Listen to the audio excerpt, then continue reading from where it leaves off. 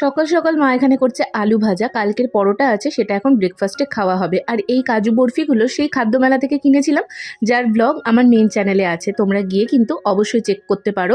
রূপা Majumdar blogs আমার চ্যানেলের নাম। স্নান কমপ্লিট, ব্রেকফাস্ট কমপ্লিট করে চলে এলাম রান্নাঘরে। আজকে চিকেন হবে, চিকেনটা আমি বললাম আমি করছি। মা দুর্দান্ত চিকেন বানায়, তবে মাকে একটু রেস্ট দেওয়াও তো দরকার, আমি না থাকলে তো মাকে প্রত্যেক দিনই করতে হয়।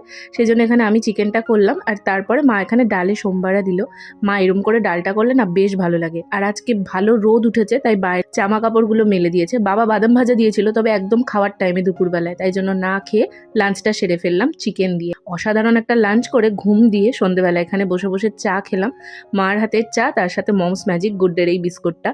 এরপর মা এখানে চানাচুর পেঁয়াজ সব কিছু দিয়ে মুড়ি মাখলো, কারণ চপ নিয়ে আসা হয়েছিল। চপ আর মুড়ি, শীতের সন্ধ্যায় আর কিছু চাই বলো।